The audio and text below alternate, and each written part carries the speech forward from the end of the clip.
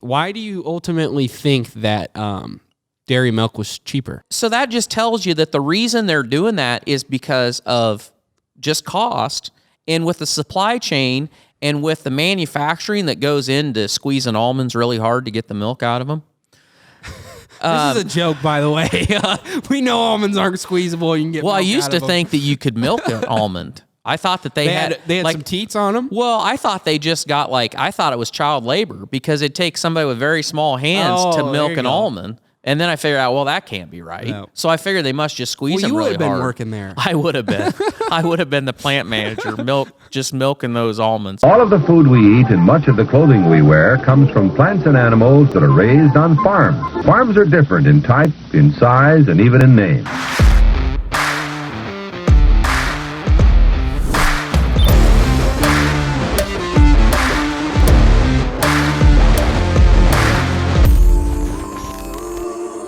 Welcome to Barn Talk, Mean Tweets Edition.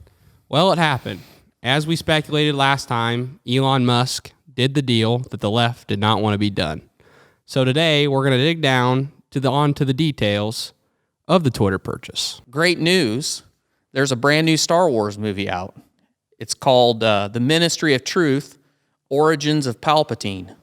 No. It's a Joe Biden board. What? Yeah. Well, it sounds like something like from the Evil Empire. Maybe it is, but all I know is there's vegans out there that are gluing their hands to the countertops at Starbucks, and we're going to cover that as well. And the other thing that we can't seem to get done around here is we can't get any corn planted because it's just raining, and the temperature in the morning is just too damn low, and the soil temp's too low, and it's a disaster. It's a disaster. It everywhere. It's kind of a crapshoot, and if you all of a sudden sound like somebody's shooting at us, it's because a thunderstorm could break out at any minute, and the barn is not all that well buffered from that sound on that tin roof. So we think that all the storms are past, but yeah, we sat here for a little bit just waiting out the storm. We also got bird noises. I don't know if there's a bird in here if it's on the outside, but we don't have a BB gun sitting with us or a 22, so we can't just... Not a very good shot anyway. Not a very good shot. We don't want to do that anyway, but if you hear any birds, bear with us on that as well. Also, pay the fee, guys. If you get any value from the show, if you're related to us, if we made you laugh, if you learned something, share the show. That's the ticket to admission to watching or listening to the show. We don't run ads to promote the show. It's all word of mouth, and that's the way we like to do things. So pay the fee. We also got Barn Talk merch. This is also part of Barn Talk merch. It's called just simple This'll Do.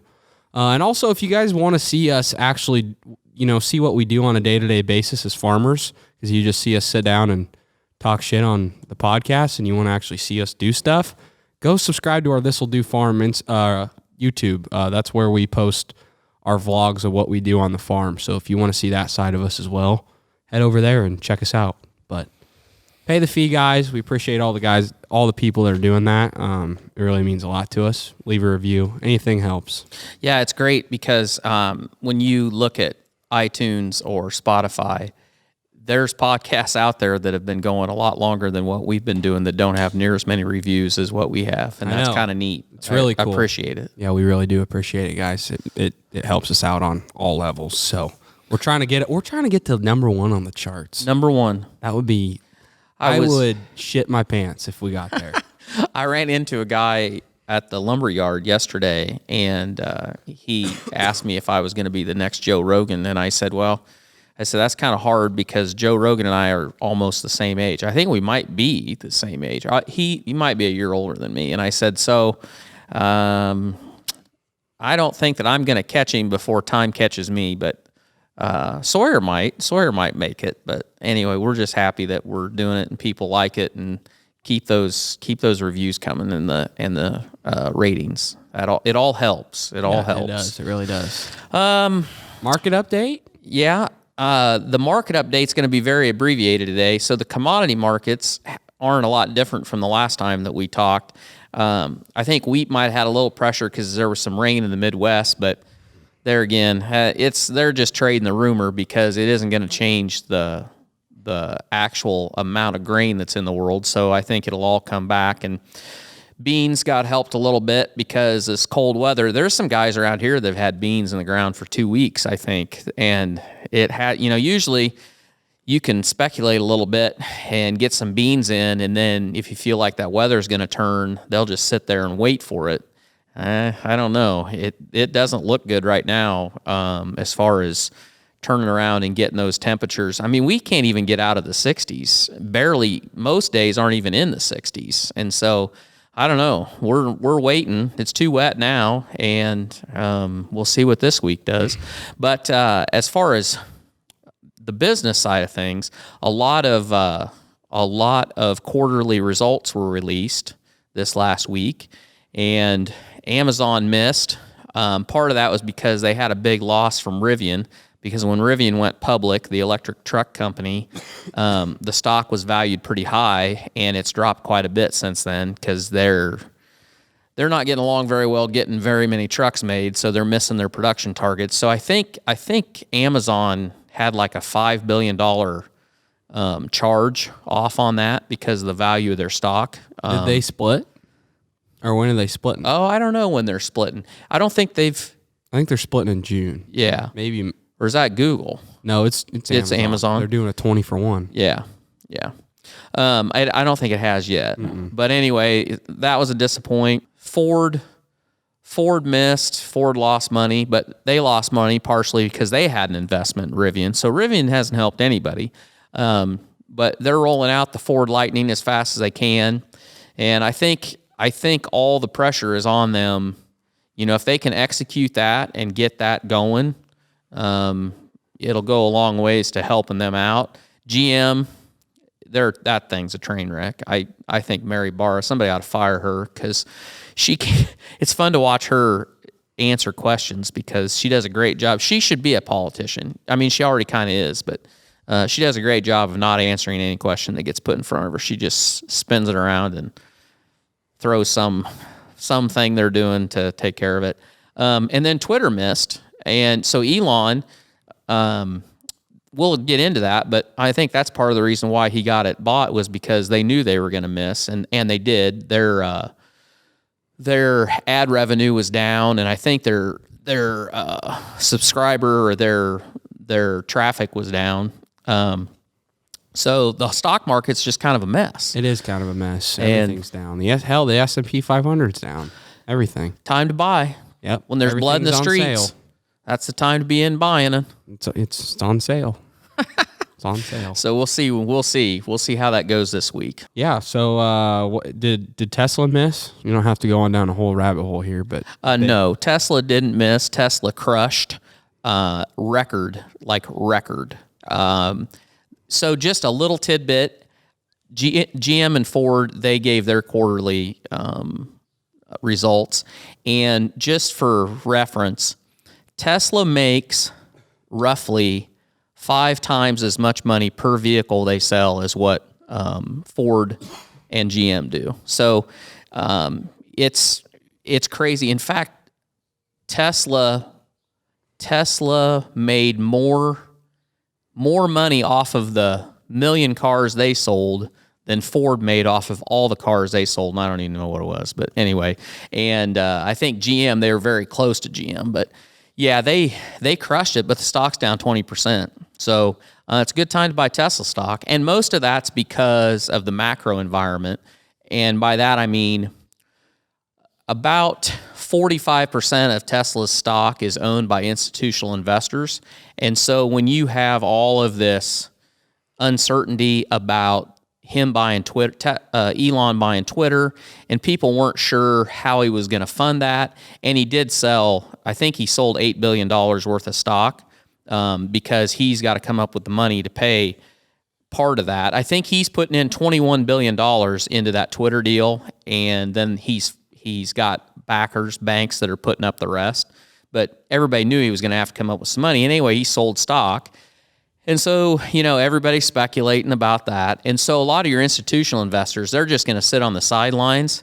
So even though Tesla had great results, the stock's not going to go anywhere. In fact, it may even go down because a lot of the big players are reluctant to get in when there's all this uncertainty. They want a momentum trade. And so when the stock, when it's got a tailwind and it's going up, it's easy to pile in and run it up a little bit, get out, then buy it again, go again. So I don't think much is going to happen, even though they had excellent results. But it's all tied together. That's the thing, is now, for whatever reason, Tesla and Twitter, and it's always been that a little bit with Tesla and SpaceX, but because SpaceX is private, it isn't as big a deal. And eventually, when Twitter is done and it's private, it won't be a big deal either. But right now, in this transition time, the next month, you're going to have a lot of just every day there's going to be some bullshit story, that CNBC or The Street or Barron's or Forbes or whoever's running, because it's all news, and so they're going to play with it. Tesla's been probably the most scrutinized stock ever in history. Oh, yeah. Every single day there's something new on Tesla, and really you just got to block out the noise and dig in and find the reasons why it's an invaluable company. Yeah. It's just like regular media. Yeah. Without finance, any kind of media nowadays, they like the headlines because it's the ratings. They go where the eyes are. Right. I mean, I'll give you a good example. I own just a little bit of Seaboard, and that's a very uninteresting stock. The only reason I own some of it is because Seaboard is the parent company of the hog. They have a hog division, Seaboard, that's located out in Oklahoma. I think that's Oklahoma, in the Panhandle. But they're partners in Triumph, and they're into international shipping. They're into power generation. They're into all kinds of stuff. It's a big conglomerate, but I bought some stock in it a few years ago. And if you look at the news every day on stocks, like Seaboard will go months. Like it might be 6 months before there's a story about Seaboard because nobody cares. It's not interesting.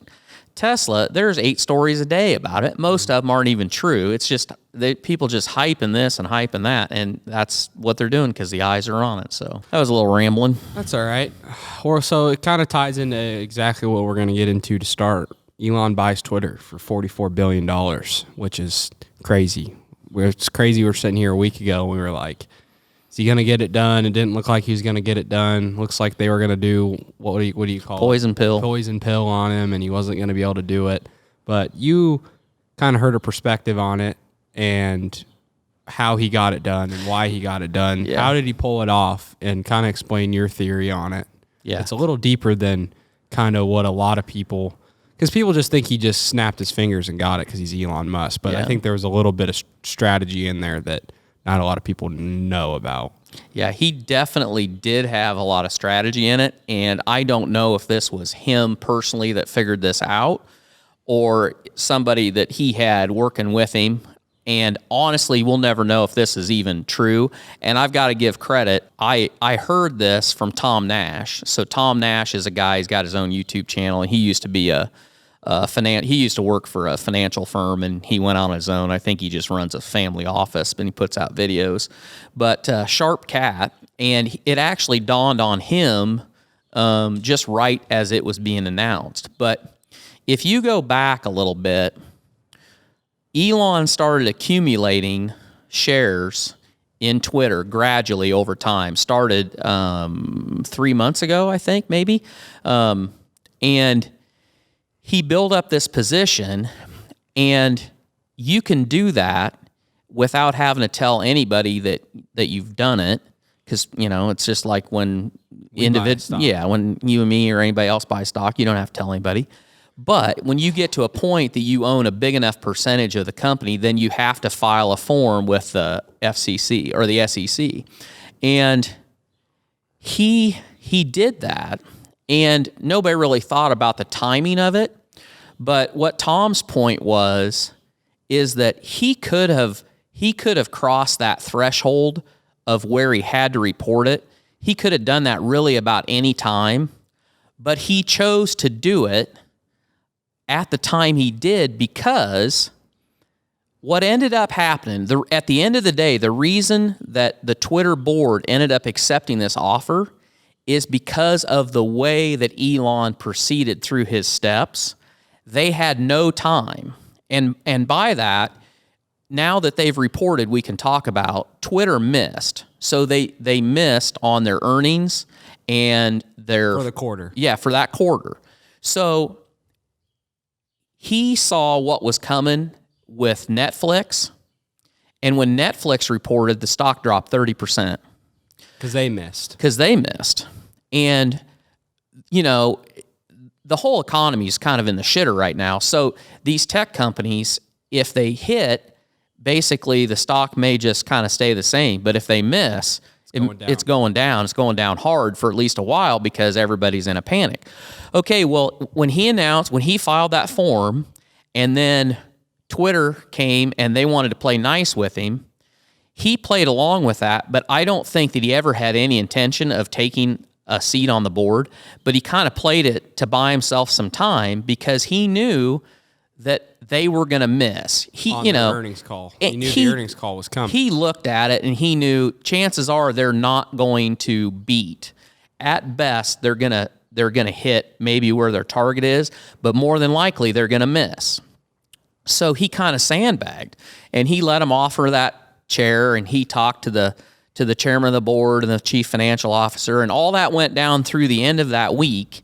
And then over that weekend, he said he came to the conclusion that he wasn't going to do it, and he made the offer of $54.20 $54.20 a share.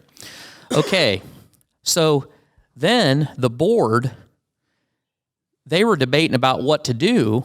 Well, they knew that they had to report the following week. So by the time this all got rolling, they only had a matter of days to try to find somebody that would be more palatable to them to purchase the company. And there wasn't anybody out there. Nobody was going to stick their neck out and buy it.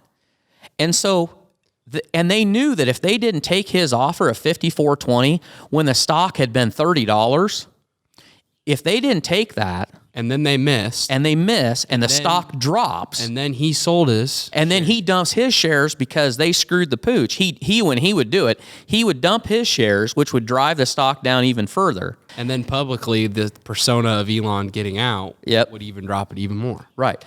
And the board would end up getting sued because the shareholders would file a suit against the board, for not doing what was in the best interest of the shareholders. Yep. So they had that hanging over them. So at the end of the day, they had 3 days to make a decision. 2 to 3 pretty days much to make a decision on. That's about right. 2 to 3 days to find somebody better than Elon to sell it to. Yeah, and they didn't do themselves any favors. As I told you last time, they hired the bank that they hired to explore what it was worth. They actually had a sell. They had a sell recommendation on the stock, and they were basically telling people to short the stock before Twitter hired them to do it. Morgan Stanley, that's who it was. They hired Morgan Stanley to do it. Well, anyway, long story long, long story short, he played that well, but I rambled a little bit. Yeah. He played that really, really well. And it could be that was dumb luck, but I don't think it was. I think he knew exactly what he was doing clear back when he made the decision to buy that last bit that put him over the hump that he had to file that. Because when he did that, it put Tesla's board in a tight spot. And when Twitter's board. Yeah, Twitter's board in a tight spot. And they really had no choice but to take that offer. Mm-hmm. So anyway, that's kind of and there again, I'll totally give credit. I hadn't thought about it till I listened to Tom Nash, and it totally made sense to me. He's a pretty sharp guy. I feel like a lot of the stuff that we see from Elon, and this isn't the first instant of that, like he doesn't show you what's all going on behind the scenes till something's done. He's done this before with like stuff he tweets about, and then good stuff happens to him. He's just smart with what he knows what he's doing. He's 5 steps ahead of people. Oh, yeah. It's just like when he tweeted out, "Should I start a social media platform?" Yeah, that was clear when he put that out. That was like the first. And meanwhile, he's buying shares. He's already buying shares. He's already buying shares of Twitter, so he knows. So I feel like that was just an indicator for him. Man, I want to see how many people would actually like if I start my own platform. Damn well knowing I'm buying Twitter shares right now. See, that makes it even that makes you think even more that it was thought out. He knew what he was doing. Yeah. I think something that's surprising though is the reaction, the way over the top reaction that people have gone. I mean, it is what's really crazy to me is Elon Musk is not a conservative. Yeah. I mean, I would say he's absolutely. I think he's a libertarian. Absolutely. I guarantee he is. But he has a lot of very liberal views, but his overarching, like, his due north is... He's a capitalist. He's a capitalist, and he's a free speech guy, and yeah, pretty much libertarian, the fact that government should not be involved in your day-to-day lives.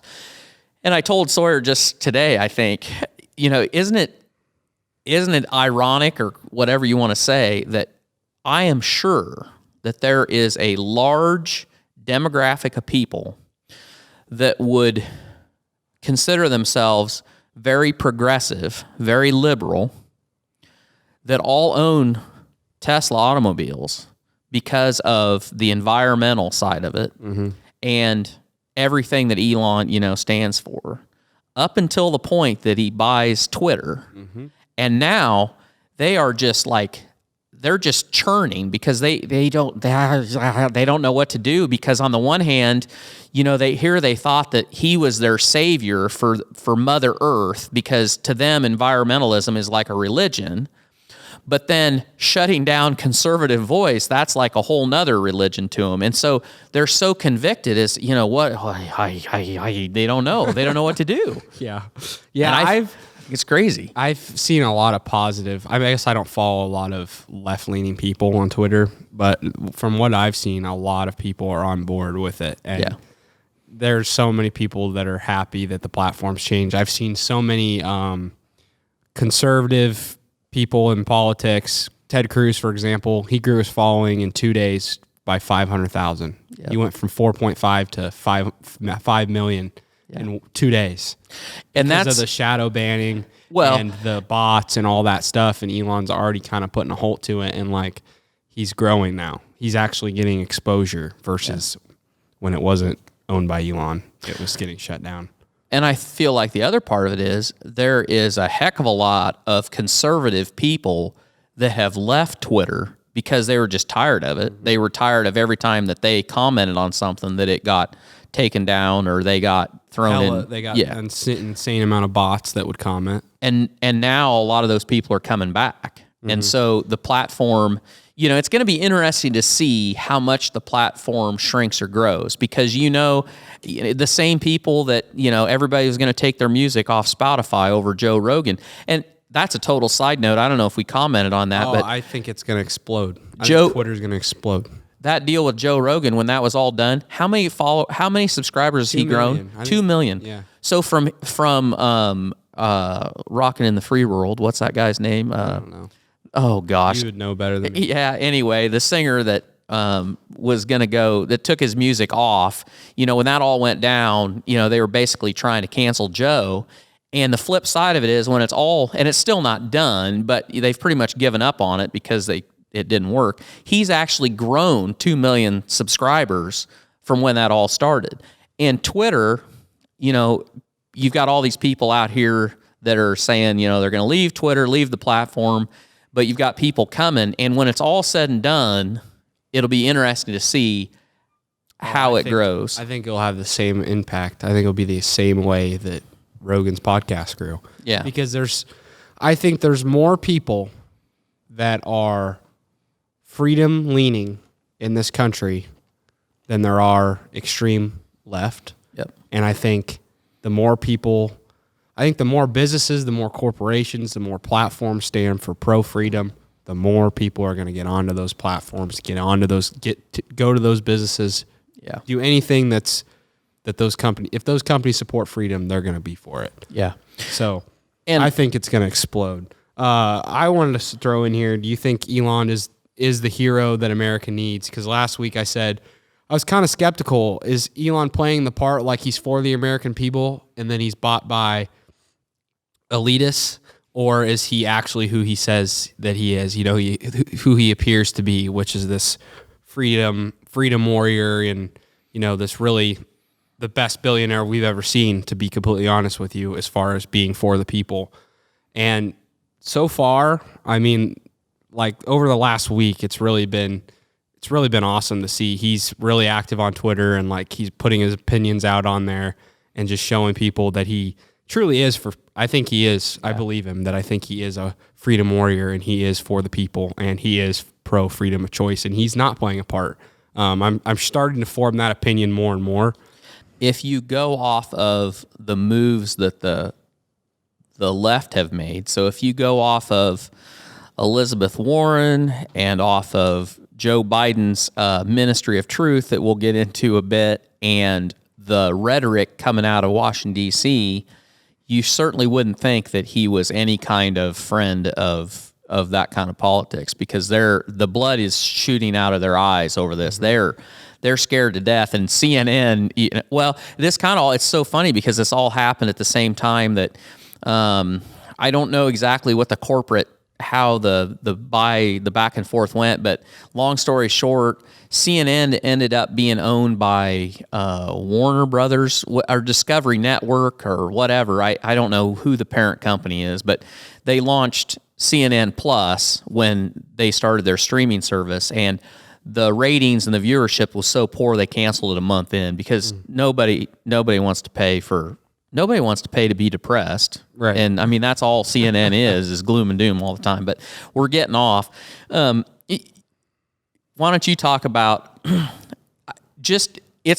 it's very entertaining to me in the morning when I get up and Trish and I are drinking coffee. I always like to peruse Twitter and see, what's going on in the world, but just the Elon tweets are always entertaining. I got a list of just my favorite tweets from Elon so far after he's bought in Twitter, and these are just good. For if you're somebody that's in the middle or you feel like you're pro freedom, it's really, these tweets just make you feel good to see. The far left hates everyone, themselves included, but I'm no fan of the far right either. Let's have less hate and more love.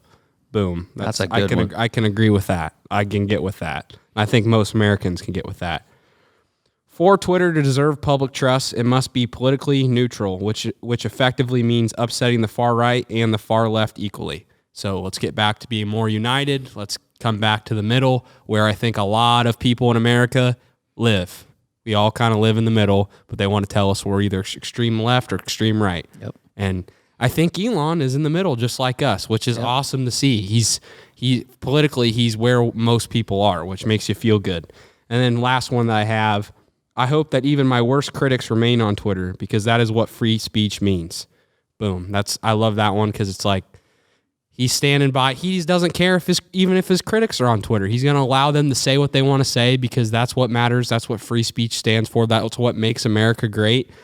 And I got one more I want to share, because AOC came at Elon. She came at Elon. Well, she did. She said she didn't go at Elon after he roasted her in the comments replying to her tweet, but she pretty much said, tired of having to collectively stress about what explosion of hate crimes is happening because some billionaire with an ego problem unilaterally controls a massive communication platform and excuse it because Tucker Carlson or Peter Thiel took him to dinner and made him feel special. And then Elon literally replied, "Stop hitting on me. I'm really shy." And that tweet exploded. And then she responded and said, "I wasn't talking about you. I was talking about Zuckerberg." She was covering her own ass, yeah. But it's that she was totally talking about Elon. And that was that tweet exploded when he liked that. And I saw another one that was just like, Elon is single-handedly destroying wokeness. Like, he's just single-handedly destroyed wokeness in a week. And it's like, and I saw someone say, would I rather have Elon solve world hunger with 44 billion or destroy wokeness? I take wokeness. Yeah. Destroy wokeness. Yeah. It's really nice to see. Like I said, last week I was like, I was wondering if he was bought and paid for, or if he was for the people. And the more and more that I see this kind of stuff, it makes me feel good and makes me feel like Elon is on our side. He truly is on our side with good intentions. And this is exactly what America needs. Yeah. It truly is. Do you think do you think Twitter will ever go public after he takes private? Oh, yeah. You think it'll go public again? And what do you think will happen? Do you think it'll explode in the next decade? There was quite a few people on mainstream media that were basically saying that is buying Twitter the best use of Elon's money? Couldn't he have spent that on some better the cause? The most popular one was world hunger, and he had a great tweet back to that, like, well, your elected government officials have thrown, and he had the number of how many $1 trillion has been spent on world hunger over the last how many years, and basically he was saying, well, why don't you ask your elected officials what you've gotten in return for all the money that you've all put towards? Well, and he also said, give me the plan, and then I'll fund it. Yeah. If you give me a plan on how you're going to do it, then I'll fund it. Right. But getting back to your point about will Twitter come back to being public, 100%. So people are real hung up on how's Elon going to fund this, and is this going to be a distraction from Tesla, and is this going to hurt the stock price because so Tesla was down 20%, something like that. Or I can't remember what percentage is down, but it lost like $26 billion in market value or something like that. He is going to take Twitter private. He is going to fix a lot of the problems. He's going to add a lot of features that is going to make the platform more valuable and more inclusive to people. He's going to make it easier to use. He's going to grow the audience. He's going to grow the number of people that use it.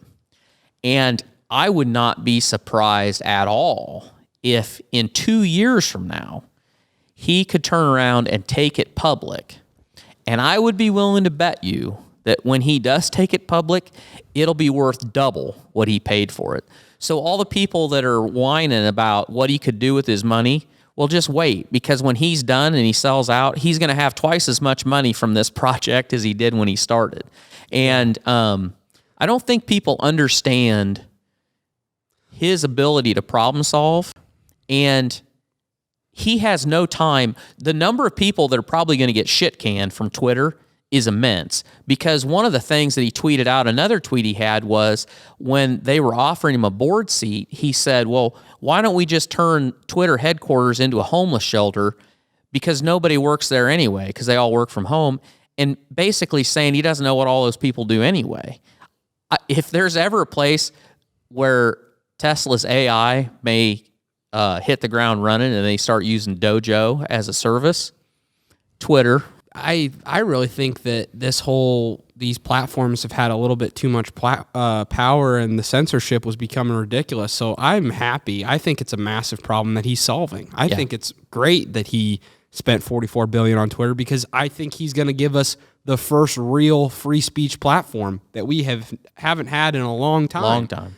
And I think it's a real problem that he's solving there. So I see it as he is problem solving a massive issue in our society right now. Yeah. We're craving real. We're craving to be connected together, and we're craving to be united again, and we're craving freedom. As Americans, we're craving freedom, and he's going to give us a platform to be able to do that. So I'm all about it, and I think he's going to deliver. He's going to deliver.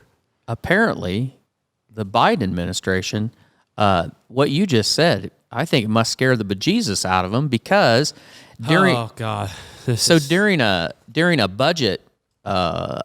budget meeting where they drug the head of Homeland Security, he's the Secretary of Homeland Security. His name is Alejandro Mayorkas. Yeah, something. And by the way, they asked him did you see the very pointed question that was asked to him? They asked him about, there's a list of, 40-some cartel members or all around bad people that were basically thought to have crossed the border. And they asked him if he had any idea of the whereabouts, whether they'd been caught and deported, whether they had actually entered the country, or whether they were in custody. And he said he didn't know. And he's the head of Homeland Security. And I mean, that they just beat that like a drum. But anyway, through this whole thing, and they were talking about budget and the money they were spending, I don't think he was supposed to let this cat out of the bag, but he did. He said that there is a board, and it's called the Ministry of Truth, and Joe Biden started it, and then after they got that out of this guy, they jumped Jen Psaki about it, and she fumbled around because she was trying to run interference for him, and she said that the president had put this forward because there was a need for it, because all of the poor, minority, inner city people, they needed them to stop the spreading of misinformation for their benefit. Because they're not smart, apparently. Now, I'm speculating, but if you need them to tell you what you should believe or what you shouldn't believe, then your powers of rational thought must not be very good, which tells me that they're basically just saying that, well, if you're poor or you're a minority or live in the inner city, you're dumb, and you can't think. We're going to tell you what the information that you need. You don't need to think about it. We'll just feed you the information we want you to see, because you're dumb and we don't care what you see, and we don't think you can think for yourself. Which is... And they literally flat out said it was for minorities, to stop the spread of misinformation for minorities and lower class people. Yes. Which, for how stupid do you think Americans are? Like, that doesn't even sound good coming out of your mouth. If you ask most people who would put themselves in this side of the political spectrum, and you asked them why they joined that side, I think the majority of people would say that side had the reputation of being for people, being caring and caring about people. But when everything they do is to divide people, to marginalize people, put us in categories, race, and pin us against each other, and then basically say that we're too damn dumb to think for themselves or to think for ourselves, and we need Big Brother, and the George Orwell similarities and people pointing out, I'm not going to go into all of them, but if you look it up.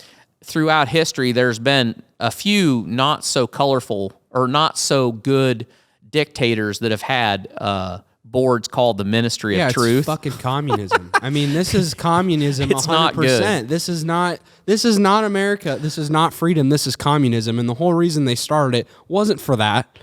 They made that bit for, it's for minorities, which sounds shitty. I don't even know why you would say that. It's terrible.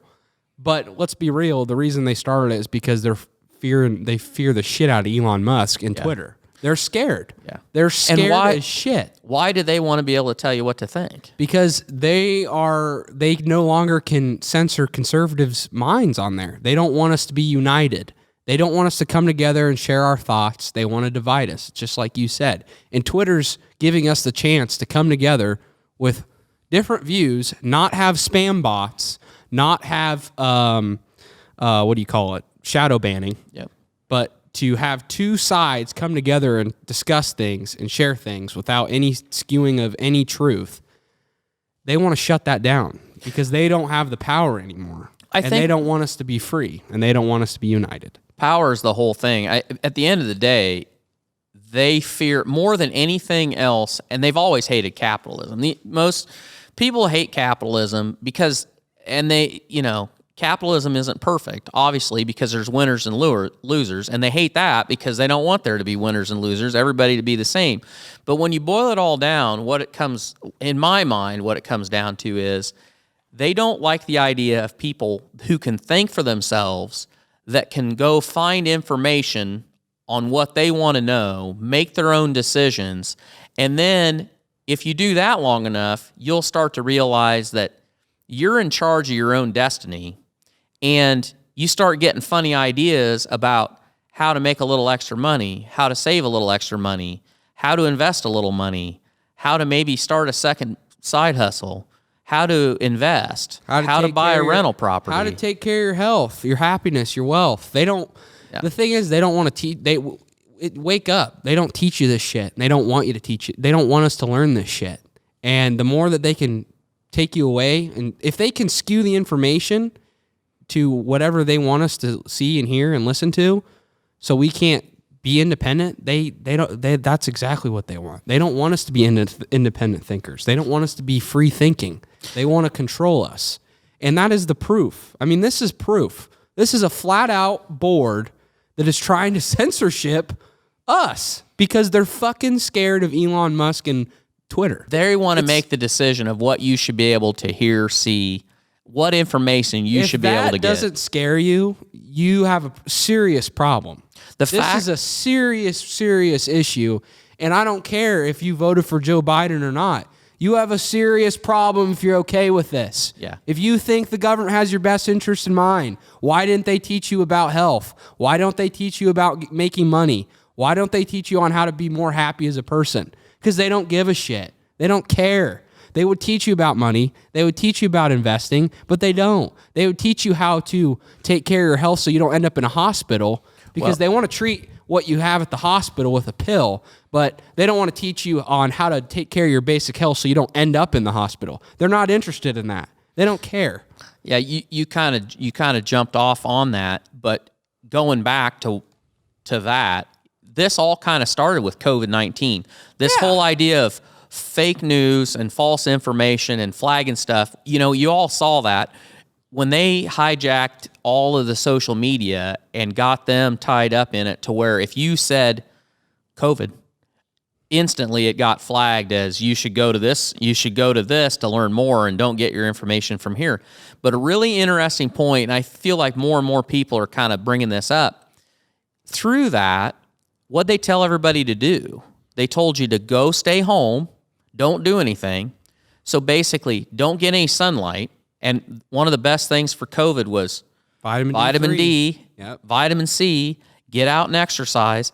They didn't talk. They shut the gyms. They shut down the gyms. Shut down the gyms. Can't go to the parks. Can't do any of that shit. But that was really just this has been going on for a long time. The government loves healthcare as far as a business. So the healthcare system in the United States is the best in the world if I'm in a car wreck, if I get run over by whatever, if I get shot. It's the best in the world. But if I'm a little chunky and I want to get fit, if I go to my doctor and ask him what I should do, is he gonna prescribe to me what foods I shouldn't eat, put me in touch with a nutritionist, prescribe me an exercise plan? Is he going to cure the disease? Is he going to cure and help the problem? Or is he just going to give you something? He's going to give me a pill for my high cholesterol. Yeah. Not tell me that I shouldn't, Are they going to get to the root of the issue? Right. Or They're are they not. just going to solve the minor problem you have that's because of the issue, the underlying issue? And that's what's so funny because on the one hand, we're kind of straying around a little bit, but on the one hand, our government, they don't like capitalism as far as for the individual, but for the giant machine of the medical community, for big pharma, they love that. They love that because they can control it, because they've gotten that through mergers and acquisitions. The number of drug companies has gotten smaller and smaller, and they've gotten very involved in politics, the lobbying, the money they spend in lobbying. I mean, just look at the COVID vaccine. I mean, that was like a private-public partnership between the government. It basically is like the military-industrial complex, all the defense contractors, only now it's all the drug contractors. And it's an incestuous relationship, and it's in none of their best interest to prescribe to you to be your own advocate for your health. Or wealth. Yeah. Or happiness. They want you dependent. Yeah. The gist of this whole thing and talking about the ministry of truth is dependency. Yeah, it's not don't just take our word for it, but just really think about it. I mean, just think about it in your own life. Like, it happens to all of us. Like, you don't learn these things and they don't want you to learn. The biggest thing that you can do, to combat what's happening against the left and against taking away our rights and taking away our freedoms, is just become the best version of yourself you possibly can be and become a free-thinking human. That's what you can do, because don't be dependent. They hate that. They do not want that. And if this doesn't prove that to you, I don't know what else will. I mean, your life, you've probably seen a little bit of this proof, but this just puts the icing on the cake. They literally want to skew the information that you see because they know we're on these a lot. They know. Yeah, and they don't want you to think for yourself. They don't. Because they're afraid that you're going to come to the wrong conclusion in their eyes. Yeah. And the wrong conclusion would be that you're self-sufficient and you don't need government. And they don't want that. They want you in every aspect of your life. If it can be a situation where somehow you need government, that is exactly what they're looking for. Yes. Cradle to the grave, you need government. And if anything that strays from that path is, and that's where this kind of stuff comes from. And we say it all the time on the show, but if you think that government has your best interest in mind, you need to go dig, because it's not the truth. Your whole life, it's not the truth. Yeah. It's not. And these last 2-3 years have been nothing more than just it's just been insane. And it doesn't seem like they do have our best interest in mind. Sure doesn't seem like it. And this, like I said, it's the icing on the cake. It pisses me off, and it's communist. So there's a lot to watch, because this is all rolling up at the same time. You know, I don't know what the time frame is for when that acquisition by Elon of Twitter, I don't know how long it will take for that to close. We're also going into an election. So the rhetoric on both sides is really going to ratchet up. The Biden administration is looking for anything that they possibly can throw out there to say that it's a win. But I mean, this guy's law. I mean, pretty much every turn, we said that last time, pretty much everything that you could not have go your way is what has happened. I mean, they haven't won on anything. And I don't think it's going to get any better. Well, what they're scared of about Twitter is because midterms are coming up. Oh, I know. And so they're shitting their pants because they know that they have to get on it, and this is a way of getting on the fire. They're trying to put out the fire as fast as they possibly can, because they know midterm elections are coming. And if Twitter is the free battlefield where you can put out whatever the hell you want and no bots are going to shut it down, no shadow banning is going to happen where they just, shadow ban the Republicans, and then the left has their stuff blow up on Twitter, because that's what's been happening. Right. All these Republicans, their stuff gets shadow banned where it doesn't perform as well as the left. Unless you're a rhino, unless you're a Republican that really isn't doing any good for the Republicans, then there's stuff. If you're bought and paid for, if you're Mitch McConnell, your shit will show up easy, because he's worthless. Exactly. That's what's been happening, and so now that that's gone, and midterms are coming, they are shitting their pants. They're shitting their pants, and it's just so funny that they gave that excuse about trying to look out for the minorities. Yeah, and looking out for the minorities. What a shit excuse. Oh yeah. Well, that's what it's all for the children. It's all for the minorities. It's all for the underprivileged. Everything they do is done out of love. As far as it's whatever. Damn the repercussions. We don't care who we hurt, as long as it's a good photo op. There's a lot of parallels with this one. That statement that she made with the voter ID thing. Voter ID laws. 100%. They think that black Americans, most of them don't have an ID, and that it's racist that we require IDs at voting polls. Yeah. I've seen countless videos of people going on the street and asking black Americans, do you know where to go vote when it comes time to vote? Yeah. Do you have an ID? Yeah. Well, did you see that they're saying that it's racist to have voter ID laws because they think black people don't have IDs and it's hard to vote for you guys to vote? And they said, no, I didn't see that, but that's messed up. They think that's messed up because, I mean, how insulting is that? Yeah. You're literally getting insulted as a whole race. They're insulting you, saying you don't know how to vote, and most of you don't have an ID, so it's racist. We're gonna help you out. Which is bullshit. All they want is these borders are wide open. Southern border is wide open. Bunch of illegal immigrants are coming, and they want nothing more than to restrict voter ID at these polling stations, so illegal immigrants can vote left, because they know they've lost a lot of people's votes here in America, and they need every vote that they can get. They need every vote that they can get. Well, they just need to get enough votes that they can flip Texas. If Right. you can flip the Exactly. Electoral College, get Texas, then it doesn't matter, basically, because you got California's in the bag, New York's in the bag, And you can say we got our tinfoil hat on, but geez, look at it. I mean, just look at it at a different perspective. How does that not make sense? And how is that not messed up that they say that? That's messed up. That's messed up that you're saying most black Americans don't know how to vote and don't have an ID. When you have real people go on the street and ask black Americans, they're insulted by that statement, and they show you that they got their ID and they know where to go vote and they know how to vote on. They know. Do you know who I feel bad for? Who? All the Asians. Yeah. Asians are the most screwed over minority there is. Nobody ever even talks about them. Nobody's worried about whether the Asians can vote. Nobody cares if they've got an ID or even if they know how to get an ID.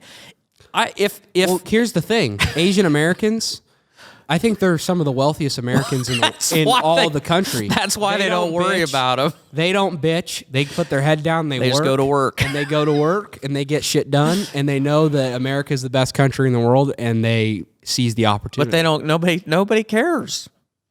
And I don't think they care that nobody cares. I think They're too busy They're just working. kicking ass. They're kicking ass and taking names, which is great.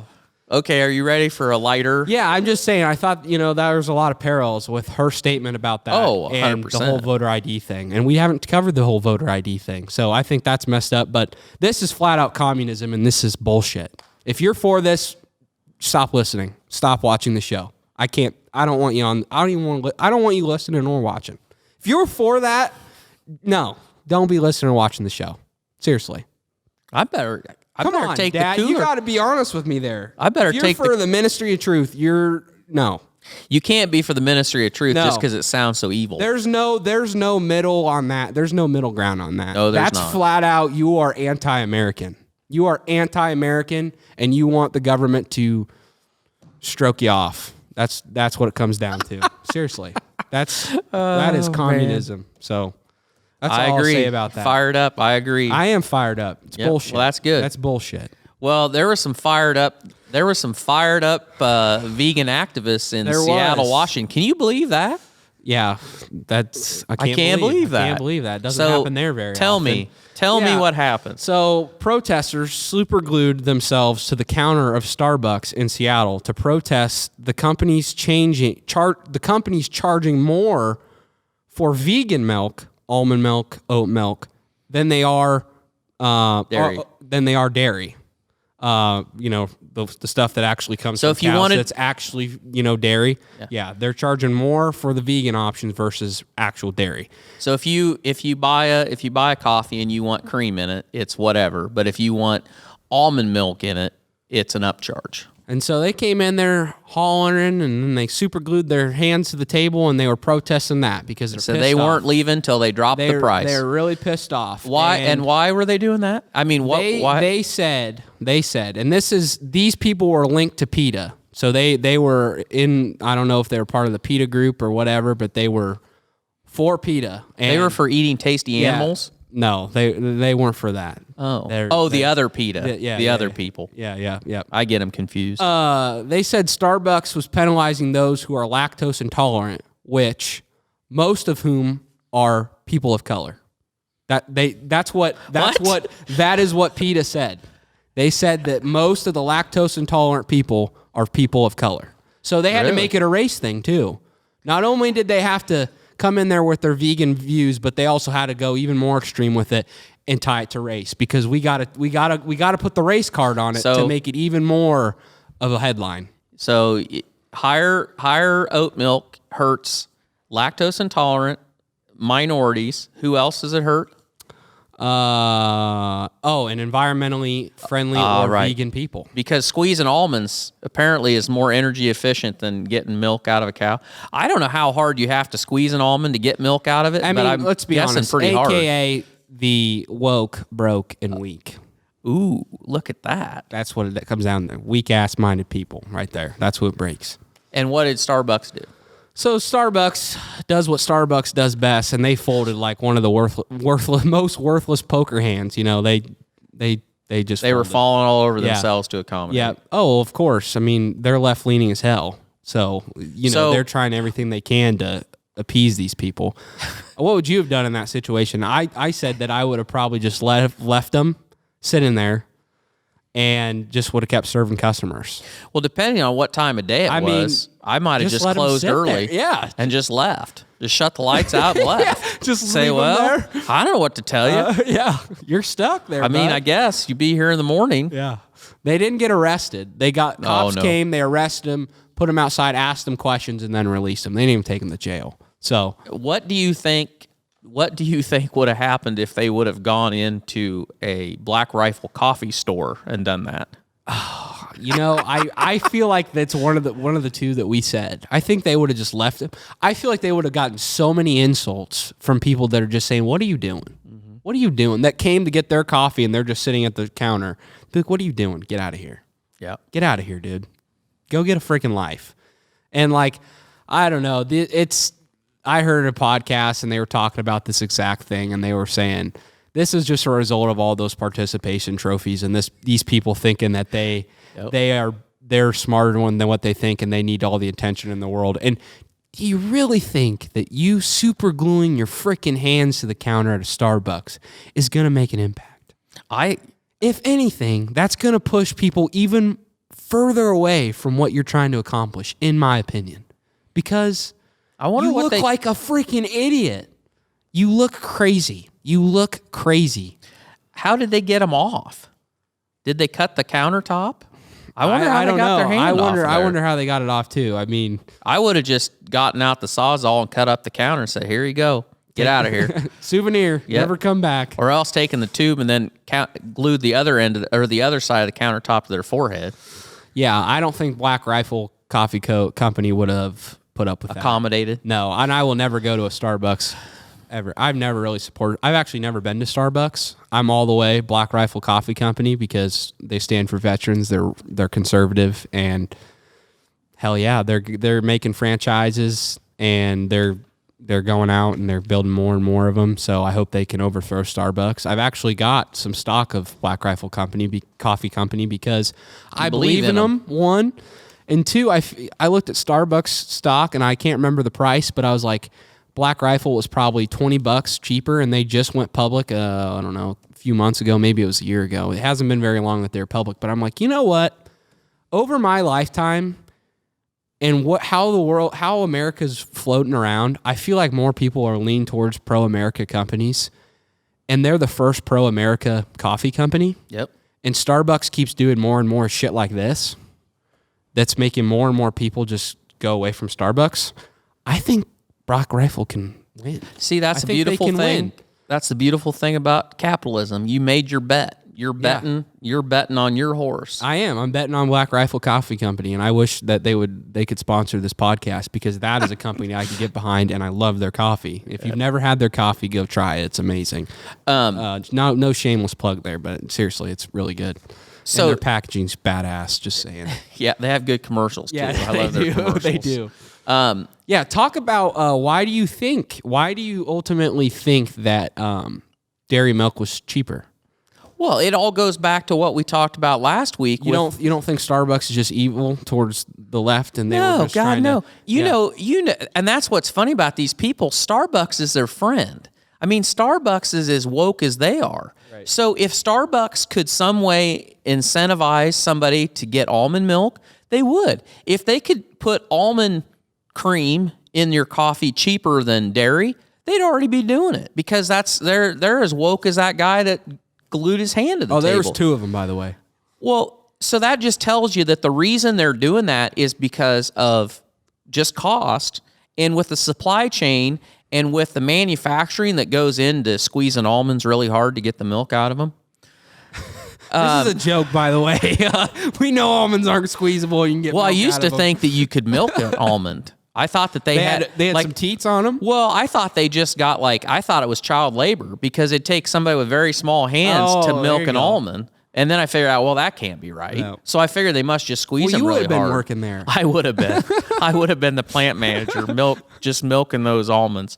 Anyway, I don't know how they make it, but my guess is that it's probably cheaper, easier, more efficient, and less freight to get actual dairy products to a Starbucks than it is to truck almond milk from the 2 plants in the United States that makes it all over with all the stuff. I mean, I don't know, but it's probably just simple economics as to why it's cheaper.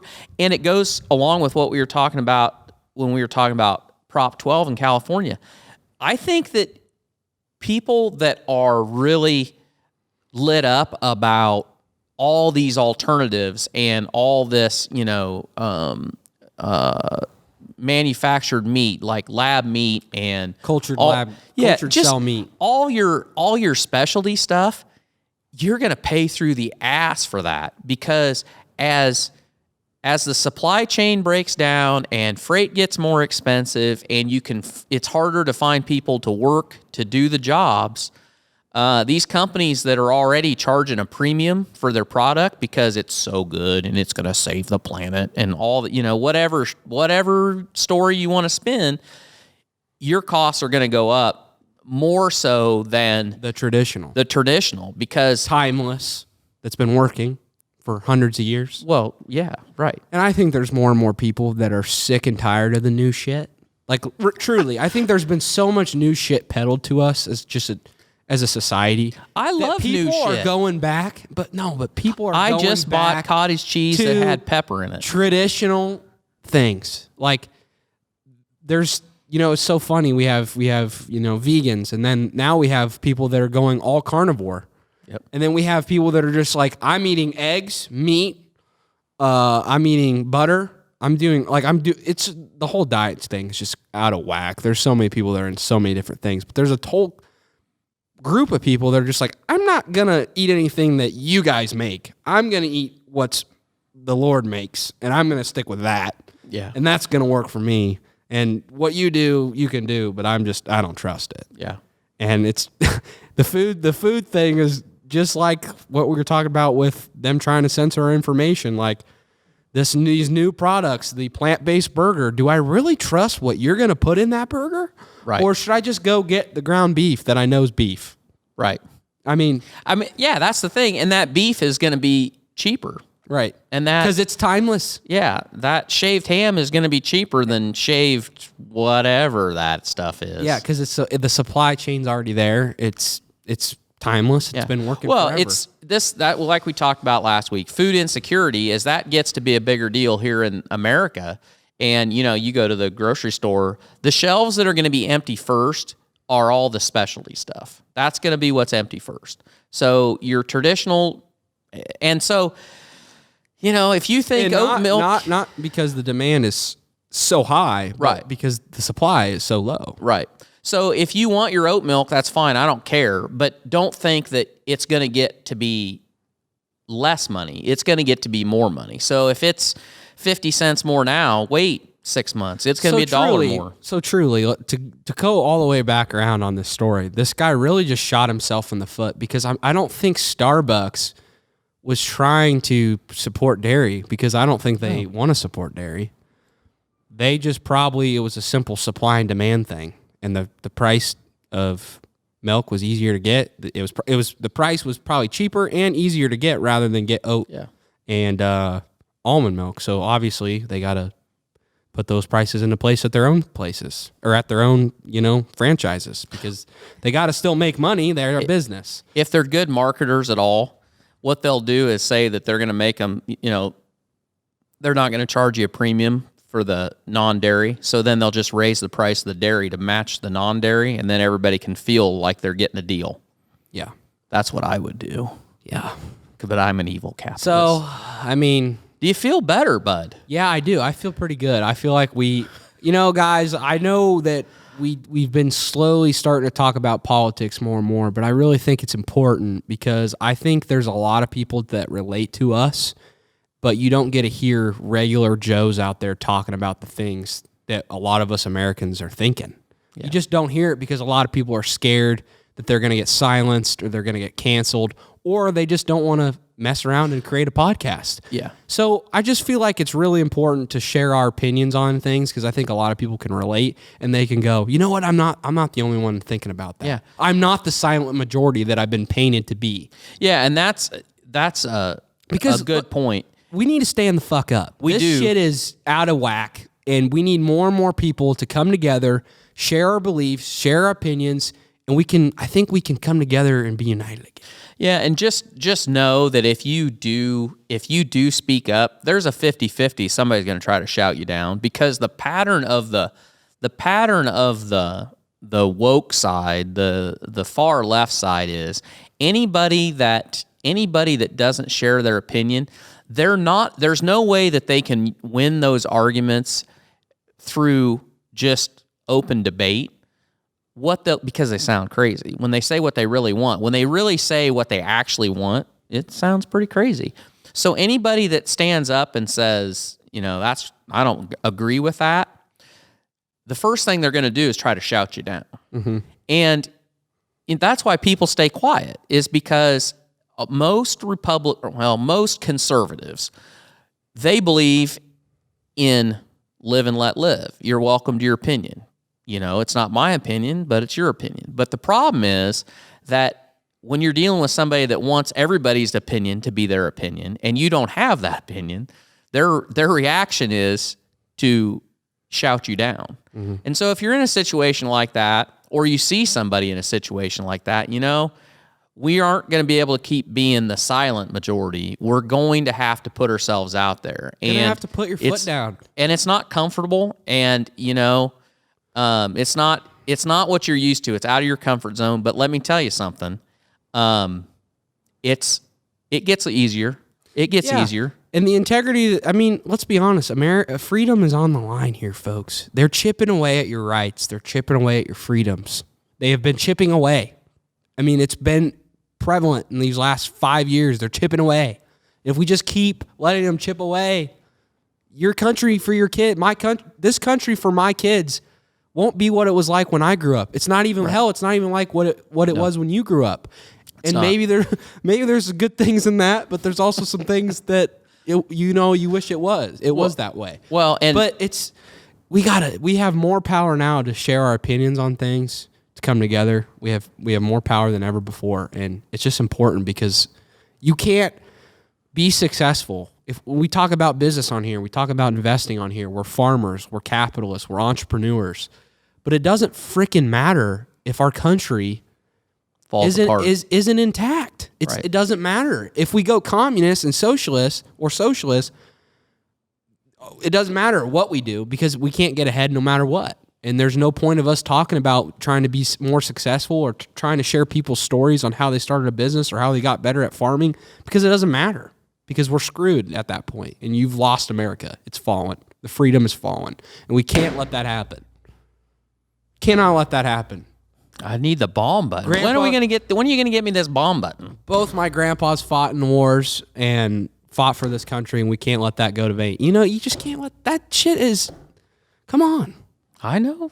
I'm telling you, that's why we're doing this. That's why we're getting the word out. Yeah, so, if you hate us talking about politics, just don't tune into these kinds of episodes. But this is important. Thank you to all of you that have been listening to our episodes, that have been sharing the show, paying the fee.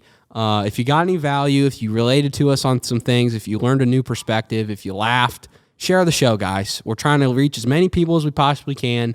We're trying to do some good in this world. We're trying to save America, spread the word, and we're just trying to do some good in this world. That's what we always say. So just share the show, guys. Let us know what you think. Yeah. And if you've got an idea, you've got something you want to talk about, we'll be doing a Q&A here before long, I'm sure. I think next episode we'll probably do a Q&A. And okay, we're going to do some Q&A. Literally, any questions you guys want to ask away. It doesn't have to be ag related. It can be anything you want. Ask. I don't even have to know anything about it, and I'll still talk about it. Yeah, right. Dad, you can give Dad anything. He'll talk about it. So just throw them out there. Put them down below, and I'll have a story on Instagram and all that stuff. But we really appreciate every single one of you guys that has tuned in and watched or listened. So we'll see you guys back here next Friday for another Great Barn Talk episode. We love you guys. We'll see you then.